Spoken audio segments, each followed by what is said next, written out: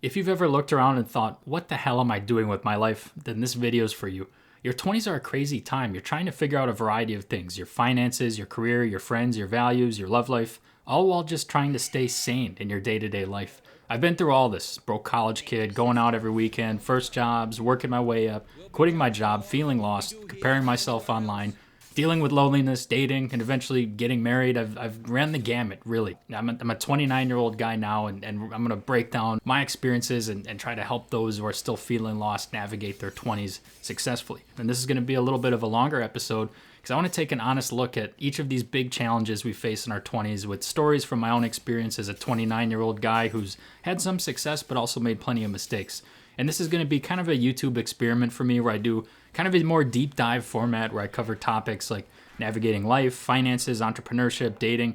Also bring on some other creators for interviews, and I'm going to answer some of your questions. So drop them in the comments or send me an email if there's something you want me to cover or if you have a question. Because my goal on this channel is simple. It's to help you find freedom, direction, purpose, and just to get your shit together again. Why do so many men feel lost? And even if they think they're doing everything right on the surface? Well, I think there's a variety of reasons. The modern man faces a lot of situations, we'll say. A lot of times I think we suffer from the paradox of choice. We have too many paths to possibly follow. There's no clear direction. There's no real structure. I mean, you have to really make a ton of really, really important decisions in your 20s, and it's hard to have a playbook. There really is no playbook, especially after you leave school. There's a lot of online comparison. We are the first social media generation, and there's a lot of problems with being online a lot. Like, number one, I think social media kind of shows people just the highs and not the lows. So people are always comparing themselves to people who seemingly are ahead of them. I do it. Even though I'm like successful, I still look to people more successful, and it's like, damn, that'd be nice to have. And same with a variety of other factors as well. I also think being online too much obviously has a lot of other devastating effects. You know, people are wasting time and that type of thing. So men are constantly fighting the online bug, you could say. There's also too many competing voices out there. So I think when this many people are lost and lacking direction, it creates a lot of vulnerable people who are open to opinions. And there's a lot of competing voices especially in like the masculinity space, right? Where you have people who are really aggressive in how they talk and, oh, you got to be strong, got to do this, got to do that. Then there's people who are a little bit more, tactical with how they speak. And it's hard to sort through all these voices and figure out what's true, what's false, what's good, and what's bad. A lot of men also feel invisible. Like, no one really talks about us, just like kind of the normal guys of society. Everyone's so focused on all these fringe groups that people are kind of forgetting about just normal, everyday people like us. And no one tells you how to kind of make these transitions from your childhood to eventually going to school and then to your jobs and manhood. And there's so much conflicting information, and our culture is not really built for patience and waiting to figure these things out, because a lot of people want things, they want things now, and society does reward instant gratification as opposed to waiting and working on yourself and being patient. So these are a lot of problems. And in my mind, I've kind of asked myself, which problem's hitting the hardest? Is it lack of purpose? Is it lack of money? Is it lack of connection? And honestly, I think it's a combination of all three. I mean, it's the overwhelming number of decisions we face combined with not knowing where we're going, not having enough money nowadays, and not having enough, friends and dates to have the normal human connection part of it. I felt lost many times in my 20s. I was lost in college. I had no idea what the hell I was going to study. I was just stumbling through classes. My grades were eventually suffering. I was trying to do too much. And eventually I was just lucky, right, that I ended up picking computer science, which worked out for me. I was lost in my jobs. I just felt defeated. I wasn't really passionate about what I was doing. And I was putting in a lot of work for something I didn't really care about. And that affected me as well. I was really stumbling through my dating life, you could say. I had some girlfriends that didn't necessarily fit, and I had the dating struggles of, going on dates and just feeling kind of numb to all of that. And I was lost in my purpose for a while. I went through a lot of this stuff that people struggled with today. After school, there really is no playbook. You're just thrown into adulthood, and you're told to figure it out. All right, guy, go out in public. You'll be fine. Just figure it out from here. That's kind of what people are told. Here's what I think is behind the 20s crisis, and then we're going to break down each of these a little bit further. The decline of community, I think, is obvious. People are lonelier than ever. People are on their phones and less connected. A lot of people are completely withdrawn from things like dating and things like going to church and things that really help people form connections with people. 25% of US men aged 15 to 34 say they felt lonely a lot in the previous day, and only 27% of men report having, a handful of close friends, and this is down from 55% in 1990, so a huge decline. 15% of men sadly say they have no close friends at all, which is very sad to me. There's also sort of a meaninglessness of modern life. So everything's about your attention and your consumption, and people just meander through life. There's no greater thing to live for, right? A lot of people they go to work, they go home, they scroll on their phone, then they play video games, and then they go home and repeat. And there's also information overload. Everyone's telling you what to think, and you have to have this viewpoint. Here's this politics I believe, and you're a bad person if you don't believe in this. But no one teaches you how to think and how to sort through this information. And a lot of people, myself included, don't even know what to believe anymore because there's so much conflicting information. I found this too when it comes to your 20s crisis. There's no clear moment to when you feel like you've become a man. At least for me, I feel like I'm just kind of a big kid sometimes, and that's a weird thing to deal with. So sometimes I think we might not be lost. Maybe we're just waking up to how fake some of this system is and how much we've been lied to throughout our whole lives. Before we talk about fixing our lives, we have to start with one very important thing. Your number one most powerful tool next to your body is your mind. What you consume, who you spend time with, it shapes everything about how you feel and how you look at the world. I mean, you have to be really careful about what goes through your brain and what you let into it. You need to have strict control over the influences you allow into yourself, your algorithms. Don't get too caught up in fear-mongering. I know a lot of young men fall into a lot of conspiracies just because they're very convincing, and they're presented to us in ways that are very, very direct and almost difficult to ignore, right? My advice would be to not let all the big headlines and all the information out there to stress you out. Don't fall for it. Don't have emotional reactions.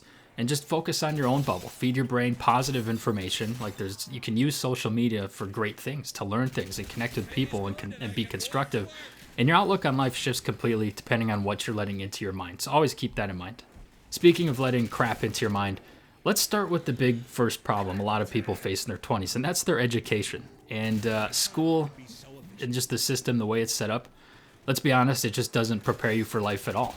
We were taught memorization instead of critical thinking. I remember always my teachers would say, well, you can't use a calculator on the exam because you're never going to have a calculator in your pocket.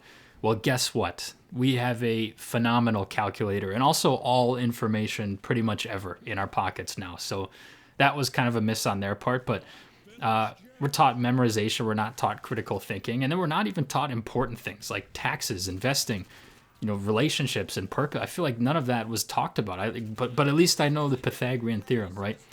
And then we have the university problem where we're chasing these really expensive degrees and people leave school with very little skills but a lot of debt. And a lot of people are starting to prioritize education over milestones. So people are moving out later, they're getting married later, they're buying homes a lot later. And, we're not teaching the important things. Financial literacy is embarrassingly low. And the school system's part of that reason. I got my bachelor's degree. I think it did benefit me because I was able to get jobs pretty easily. But I sat in countless pointless classes, and there was politics in the classroom. I had these super liberal teachers that just completely slanted everything and disregarded any right-leaning opinion. And I think that's toxic too. We need to have people balancing out voices on each side. The curriculum in schools is also inherently outdated because AI is changing everything. Technology is moving way faster than the curriculum is going to be presented to you. So teachers say with AI, homework is basically dead. There's just no point in giving homework. And that's scary to me. So if you're in your 20s and you're thinking about your education, you need to treat it like an investment. Think deeply about what you're paying for. Make sure you gain a skill on the other side of it that will pay you. College can have value, but it's definitely not required. There's a lot of viable alternatives like trade schools, community colleges, self-education through YouTube, podcasts, mentors can be just as powerful. So I don't know, I'm curious what you guys think. What do you think school should look like if it was actually designed to prepare people for the real world? I'm curious what you guys think. So the next big piece of navigating your 20s, and this is one I've talked a lot about, is money. If you want freedom, you have to take your finances seriously, especially early on, because people in their 20s, they have time, and time is the exponential factor in the money equation. I'm super happy I took my finances seriously because it gave me freedom. It gave me the ability to spend my days how I want to now. Like I can't retire, but I was able to quit my job. I'm still able to make money because I understand how investing works. I understand how to make my money grow and work for me. And it's been great. There's a lot of depressing stats about money out there. Like the median net worth for people in their 20s is around $7,000. And for most people, it's maybe 2 months of expenses. So that's not that good. Only 38% of young adults can answer basic financial questions correctly, and 52% of Americans say they worry about money every single day. I also believe most Americans live paycheck to paycheck. So this is a problem. This kind of relates to education. Finance isn't taught in school, so you have to teach yourself. I would start small. I would learn the basics of investing. I'd watch some YouTube videos. I can link a video that was about 30 minutes that I made, which was a deep dive into investing. And I'm going to make another one soon too. I would read books. The Intelligent Investor was a great one. There's some great finance creators out there. A lot of people. Graham Stephan's someone who comes to mind as someone I would always watch growing up. And then stick to the safe things. And this is not financial advice. I have to always say that because I'm not a professional, just an idiot from Wisconsin.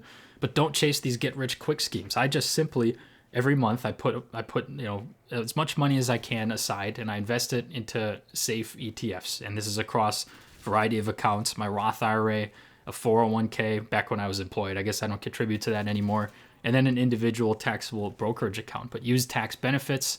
And just please start taking money seriously, because it'll alleviate a lot of the stress that people have in their life if you have money to afford things. It's so nice to have that peace of mind that if something happens with my car, I can go fix it. Or if something crazy happens and I need to come up with $8,000, it's not a problem. It's like really a great thing to start taking seriously. But if you don't take it seriously in your 20s, you're going to be behind unless you get a high income later. So highly advise that you become financially literate.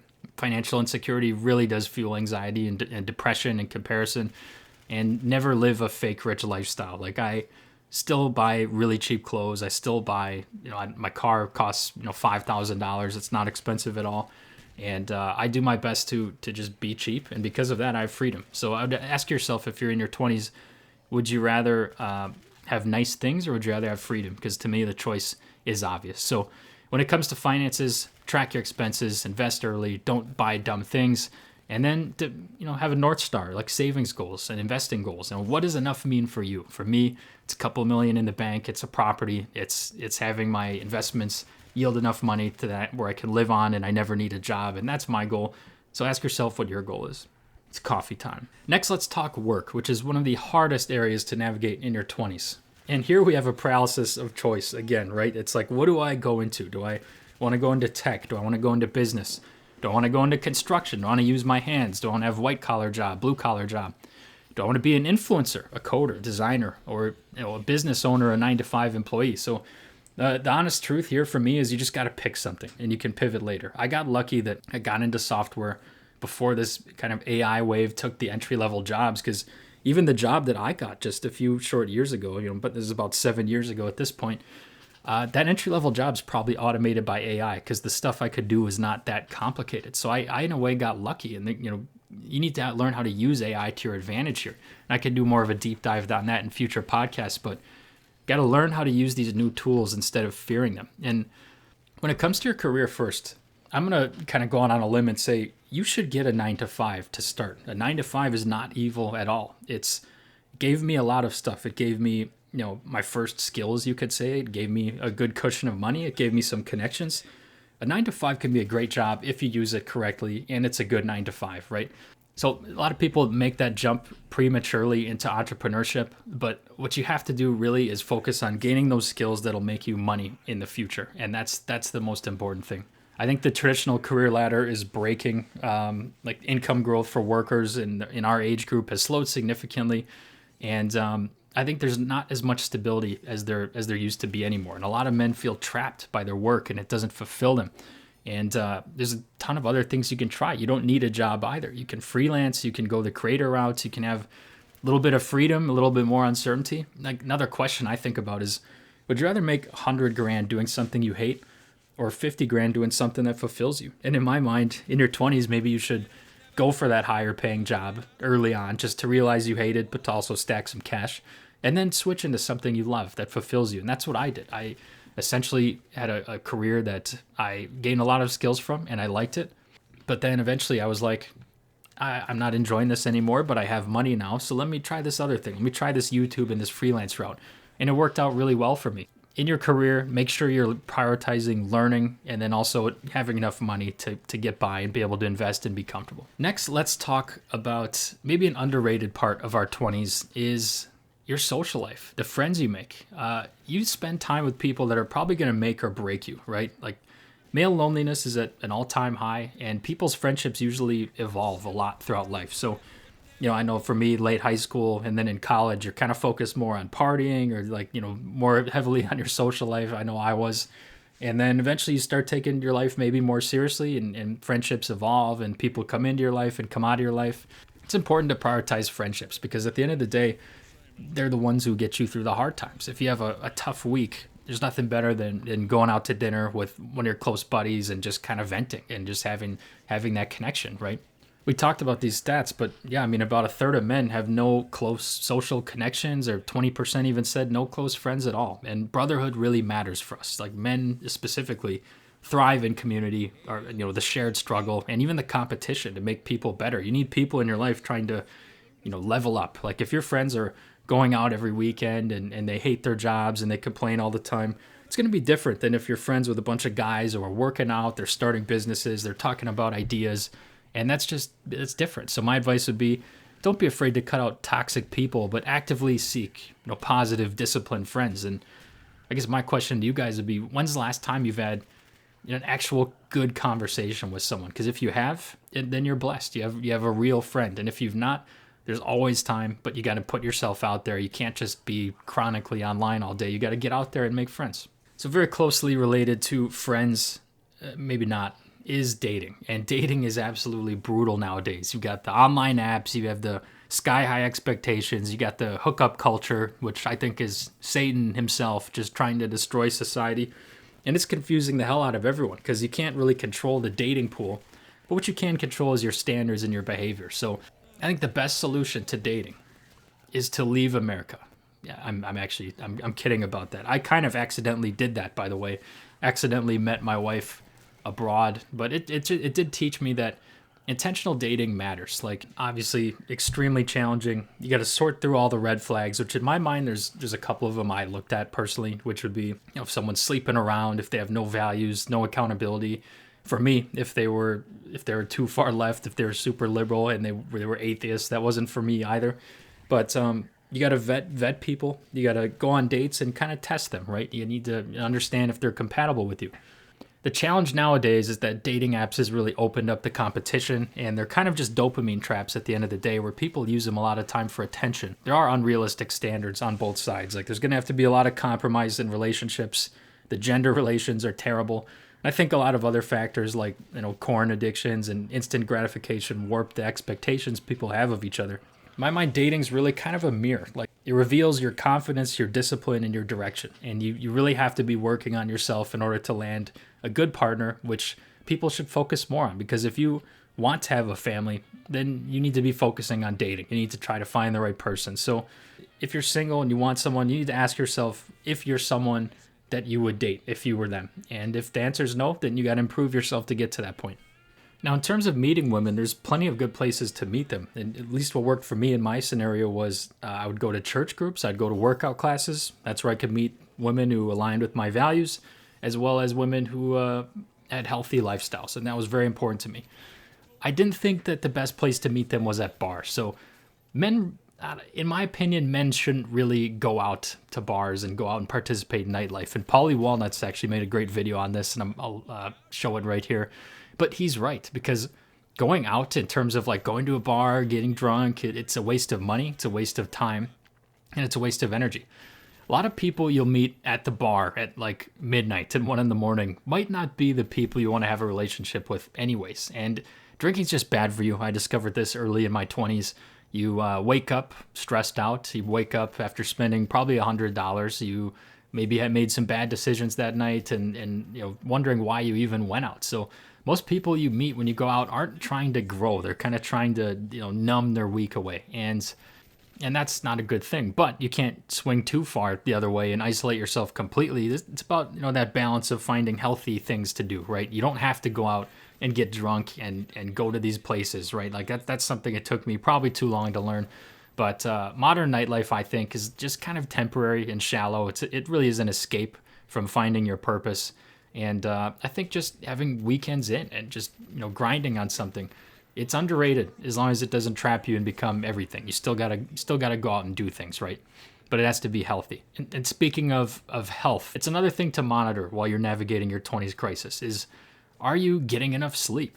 Do you eat healthy foods? Are you moving around? Are you working out? Are you being consistent? Because at least for me, if I'm sleeping really well, if I'm on a sleep schedule, I feel like $1,000,000 when I wake up. And if I'm staying up late, if I'm, staying out doing something stupid, I don't feel that good. And same with working out. If I have brain fog, a run just clears and works wonders for my brain. So it's not just your physical body, but it's your mental. It's your mental state that can be guarded by having a healthy body. They say healthy body, healthy mind, and that's important.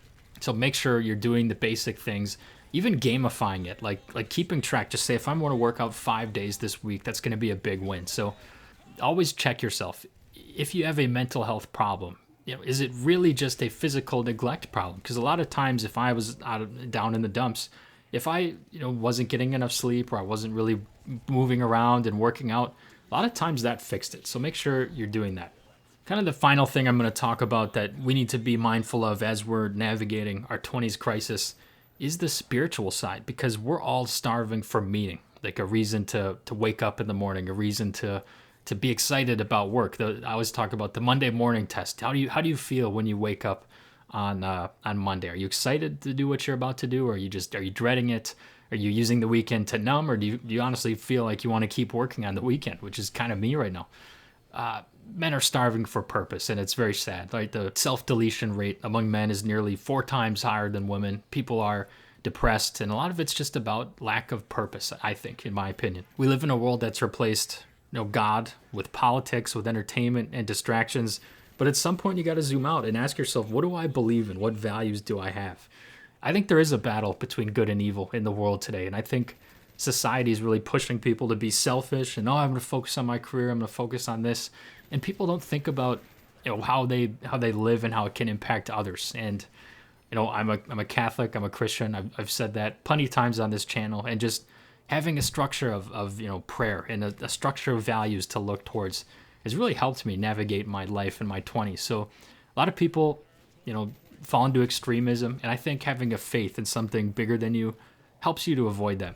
Whether it's Christianity or something else, protect yourself, protect your soul, we would say, and we'll leave it at that. So my call to the viewers this week would be to pick one area of your life, whether it's finances, fitness, your faith, and just take one small step, right? Just one small step in a positive direction, whether it's investing, whether it's learning something new, getting those workouts in, or even going to church. I don't know, whatever is going to get you to the next level. I want you to dive deeper and build your purpose from the ground up. So we're all growing. We're all just stumbling this together. I want to kind of end this too by saying that I do want to answer questions from you guys. So whatever you have that's out there, like let me know what questions you have, and I'd be happy to answer them with my experiences to the best of my abilities. So let me know if you enjoyed this new style of content, and thanks for listening. If you made it this far, it means the world to me. You're a real one, and we'll catch you in the next one.